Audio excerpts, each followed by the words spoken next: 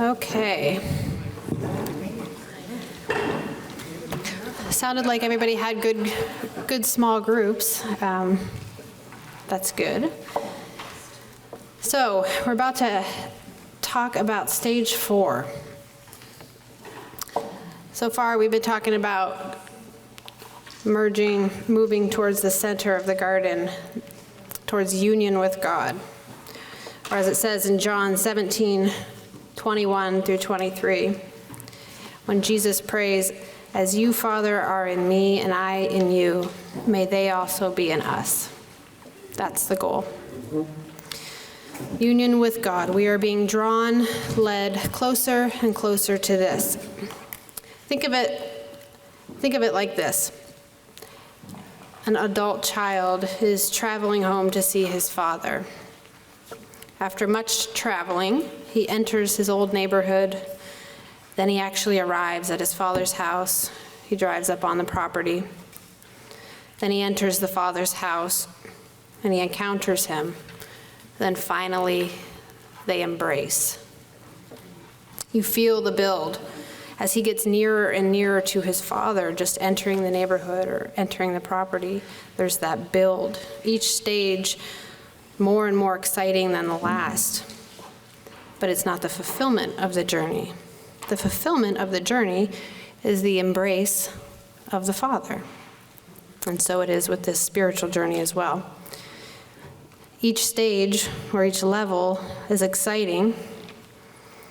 It's just as exciting as the last one. That is, if you can visualize it or see it from heaven's perspective.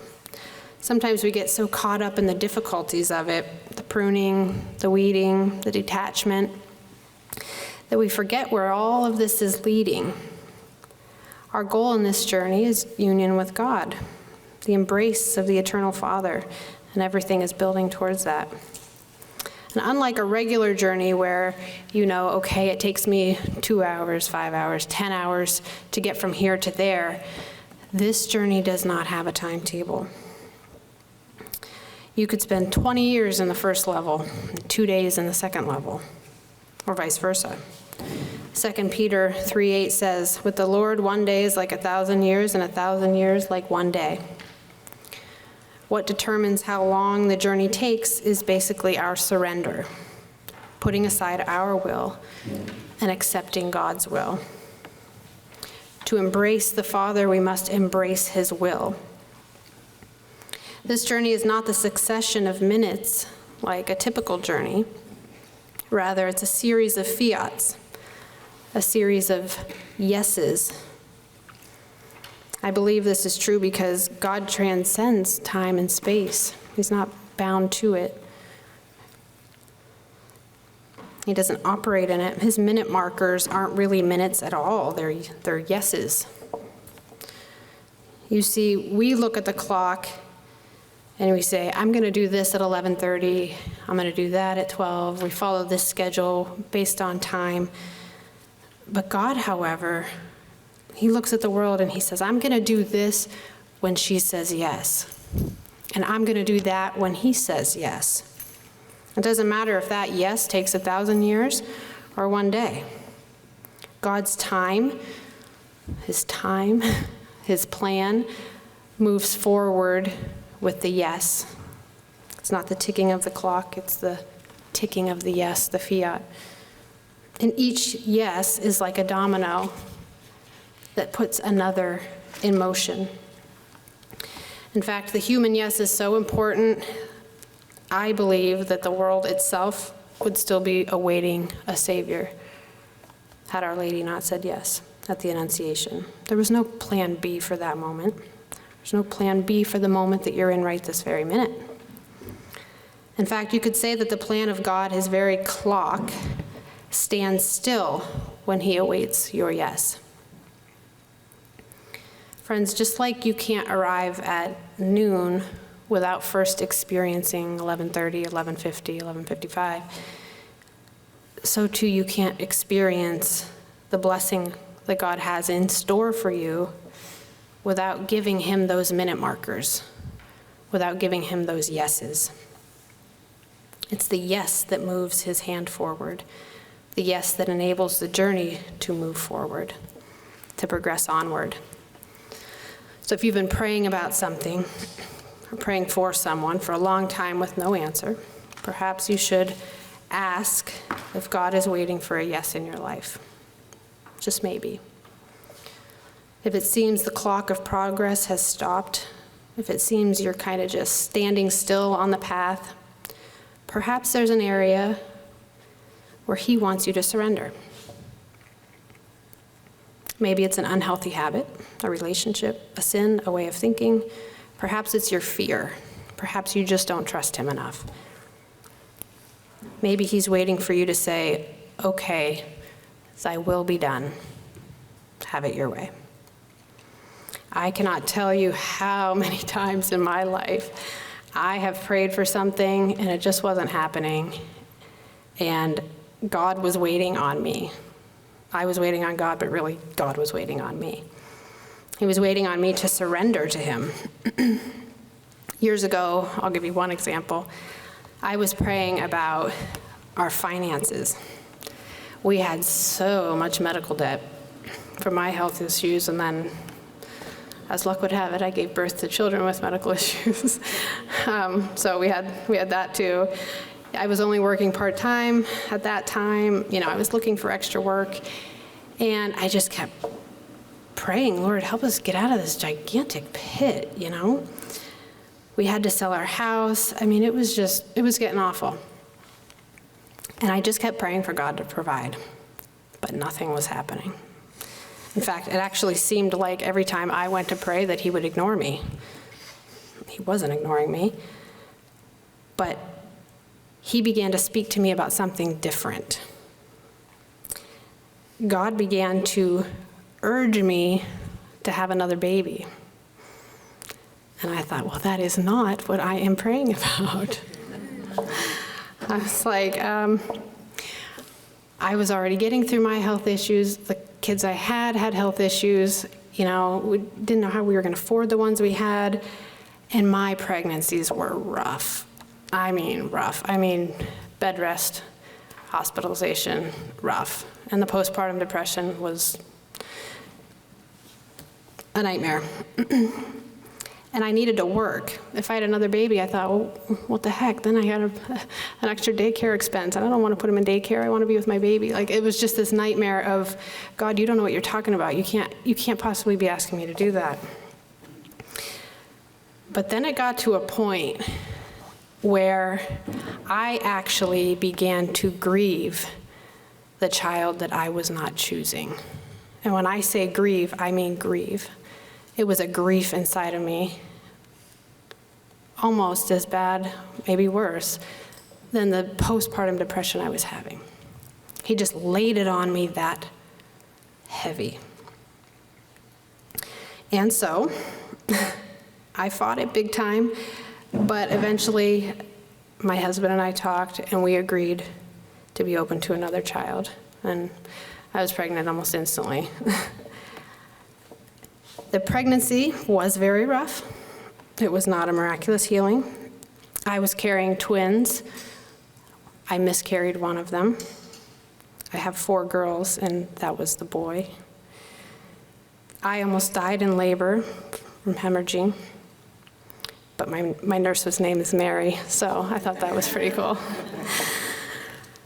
And I gave birth to a beautiful, my first blonde little girl with blue eyes. We named her Abby, and her name means my father in rejoicing. And I felt like that was God saying, she said yes. She's my little yes. It was everything that I feared, the pregnancy, and then the postpartum after that, the depression. It was everything I feared it would be. Except God opened doors. As soon as my maternity leave was up, my depression ceased. I had those 3 months, and it was done. It was time for me to go back to work, and I actually that's when I first started working full-time at Gray Matter Media. And in addition to that, all of these projects kept coming my way. And my husband got extra projects. And I was like, oh my goodness. And I was working from home with the baby. We were able to pay off every single medical bill that we had and save money for a house in 1 year. And I believe that had we not said yes to that little girl, I would still be paying medical bills to this day. It was hinging on the yes, everything. I was praying for my will, but God was waiting for me to surrender to his will. He was waiting for me to trust him. We even had another baby years later, and he just kept blessing us and blessing us and blessing us. Now, this is hard, I know, our will. It's what we want in life, where we want to go, what we want to become, how we see it all play out. We have this image in our head, don't we? This is what we want. It's our will. It's kind of like our internal compass. It's the thing that we consult first when we think, what decision I'm going to make. We look at that compass and we say, well, I want to be here and I want to do that. So this is, and I'm going to tell you, if you want to get there, you got to throw that compass out. It's not going to get you there. And you think to yourself, well, if I throw my compass out, how the heck am I going to be able to see, and how am I going to be able to, aren't I just going to be walking blindly? Well, yes, you are, and that's the whole point. You are going to be walking blindly. But you walk with a God who sees everything up ahead that you will encounter, who does not let go of your hand, and who will prevent you from falling into any pitfall that you might come across. If you take each step with him and surrender to his will, that is the way to get into the fourth chamber, the only way to get into the fourth chamber. The fourth chamber is the conformity of our will with God's will. It's sanctification. Sanctification. It's heaven. Heaven. You can have that here. A message Jesus gave to the visionary in Ohio sums it up. And I know there's controversy around it. I know some people say, oh, it's not good. It's not, approved by the church. Well, nothing's approved by the church while the visionary's alive. They wait for her to die, and then they begin an investigation. But I spent 10 years of my life interviewing the visionary, people at the diocese, and I have dove into these messages, and I have read them thoroughly. And I can tell you, I believe that they are in line with the doctors of the church, and they are sound. And so I feel confident in giving you this one here. It says, this message from Jesus, the souls, and few there are, whom I select from the third chamber as my saints and martyrs of love, come into the fourth and most intimate chamber and have been perfected in holy love. They have purged themselves of the smallest fault or attachment, which has been an obstacle between their heart and mine. They have successfully defeated Satan in his discouragements, and these are the souls that are able to accept all things from the hand of God. That is, God's will for them. These souls always trust in divine providence. The virtues have been honed and fine-tuned in their lives. They no longer live for themselves, but I live in them. St. Paul puts it this way in Galatians 2:20. My old self has been crucified with Christ. It is no longer I who live, but Christ who lives in me. One of my favorites. But crucified with Christ. Please understand the journey that we are called to, friends. It's the way of the cross. Think about it. Jesus started his passion by going where? Into the Garden of Gethsemane. We have no other way to the Father except through him and with him. So we too start in the garden. We too begin our passion, being scourged through pruning, stripped in detachment, falling down in tests of virtue, surrendering to God's will, putting our will to death, dying to self. Everything culminates towards this, towards the cross. And friends, the wood of that cross that he hung on is the wood from the tree of life. It's the tree that illuminates the garden, the tree from which the living water flows. And when we die to self, we nail our passions and our will to that cross. And we're essentially grafted onto that tree. We become one with him. And I know, looking at the garden, looking at all the hard work that it takes to accomplish that, it can kind of make it seem far off, might even seem discouraging. But I'm going to share a secret with you. You can experience that in the Eucharist. In the Eucharist, we believe Jesus is truly present: body, blood, soul, divinity. And we take him into ourselves. Think about that. The goal of the journey that seems so far off is available to us in every daily Mass. I have to say, I think a lot of times we're desensitized to the mystery of the Eucharist. We don't reflect often enough on the fact that it's the Sacred Heart of Jesus, the center of the garden. Protestants, even Catholics, a lot of Catholics, have deduced the Eucharist to a mere symbol. If you're one of these people, I have a question for you.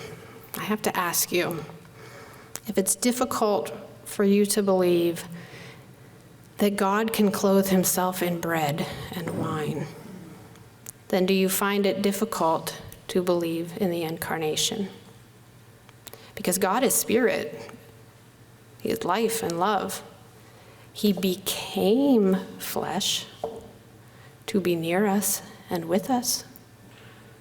Why then can't he become bread and wine to be in us? Even Jesus' mission and his purpose was culminating, building to that next level of union, that next depth. The inner area of the garden and every communion we receive, in the center, that's the promised land. I want to compare it with the story of the Israelites that I feel like foreshadows this.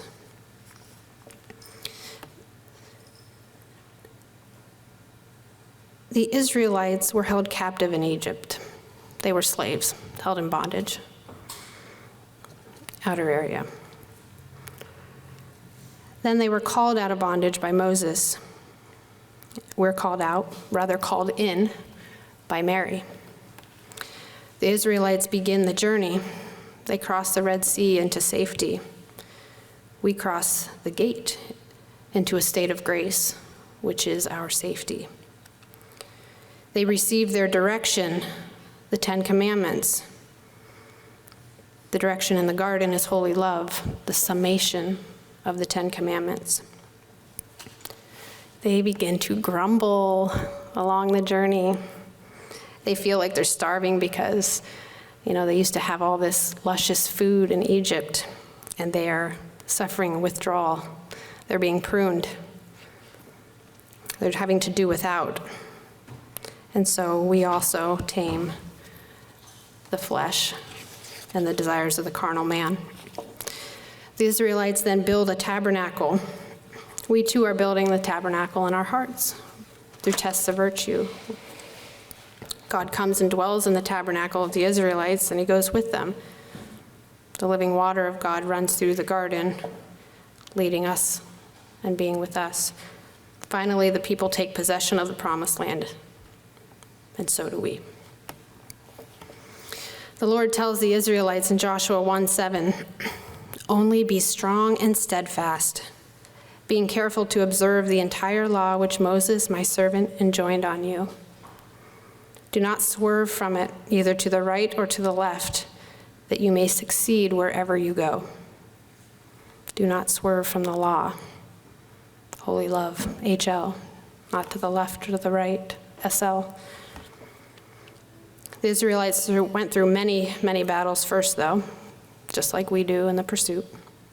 But in Joshua chapter 21, verse 43, 44, we see that they succeed. It says, "The Lord gave Israel the entire land that he had sworn to their ancestors he would give them. Once they had taken possession of it and dwelt in it, the Lord gave them peace on every side, just as he has promised their ancestors." Peace. It's heaven. You know, we talk about this journey, and even looking at it from the standpoint of the garden or from the standpoint of the Israelites, it's, I realize, hard to relate to sometimes. You know, what does it really look like? Sainthood, you know? Can we really visualize that, somebody who reaches that on earth? I can. Her name is Patty Kirshner, a wife and a mother of 5 and a very dear friend of mine. Her daughter Hannah sitting right there. Several years ago, Patty and I were in a small rosary prayer group together. At one point we did the St. Louis de Montfort 33-day consecration to Jesus through Mary. Shortly after this consecration, and I mean shortly after it, she found out she had breast cancer. When we talked about it, we wondered about the timing, and I can actually still picture her sitting there saying, "It's kind of ironic, isn't it, that this is right after the consecration?" And looking back, I think, not ironic, divine. Her journey started with Mary and was heading towards Jesus. Sound familiar? As she prayed about her situation, she heard the word victory in her heart. She believed at first this meant she would overcome cancer, and it seemed to give her hope and strength. Her treatment option that she chose involved a lot of time in California, which, yes, is quite far from Pennsylvania. And, you know, it was hard for her to leave her family and go do that. But something happened when she did that. In California, she entered the garden. She entered silence. She entered reflection. She entered prayer. She attended daily mass, and she was being drawn deeper and deeper, and all the while undergoing cancer treatment, undergoing harsh pruning, purification, detachment, and thereby increasing in virtue. My goodness, did that woman have virtue. Wow. I've never seen such patience, fortitude, faith, hope, love. I mean, she lived holy love like nobody I've ever seen. God truly was first, and then others. It was unbelievable. Then came the point where it seemed like maybe she wasn't going to beat cancer, and she had to surrender her will and accept what might be God's will. Now, she was a wife and a mother of 5. You can imagine how hard that surrender was. But she did it. Before she died, she reached a place of peace. Peace, just like it says in Joshua, where she could close her eyes and say, "Okay,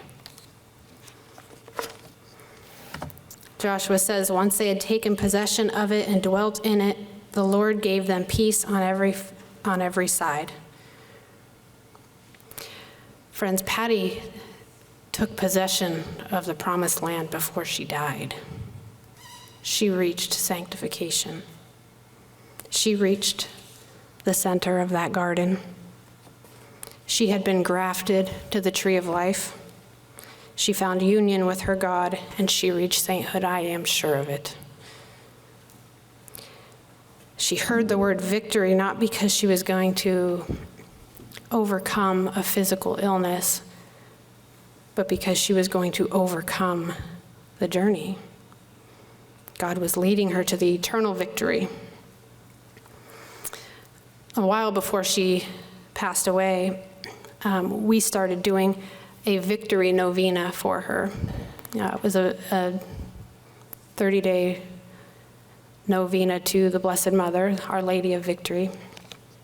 And it was the last day of the novena, and she and her husband Dean were here in this chapel in adoration, praying that novena.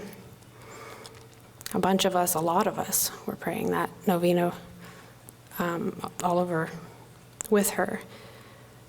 But that night, she called me after adoration and told me a little story. She said she was kneeling before the Blessed Sacrament, and she saw an image in it.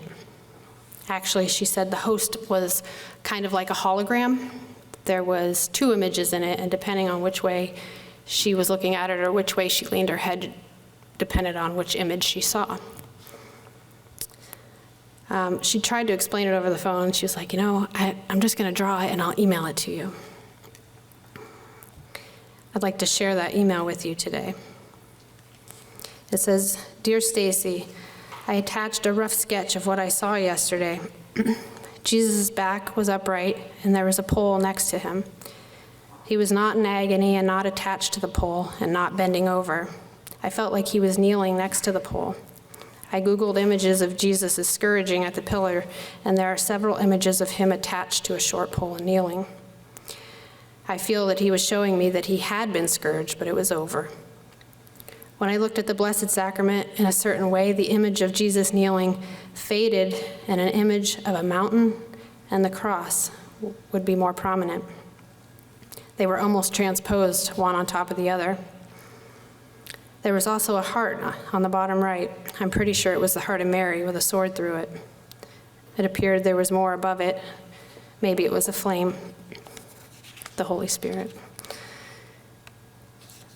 I passed out to each table the drawing that she did. And friends, if you look at that drawing, my friend drew the garden. She drew the garden. She saw the garden in the Eucharist in that chapel down there.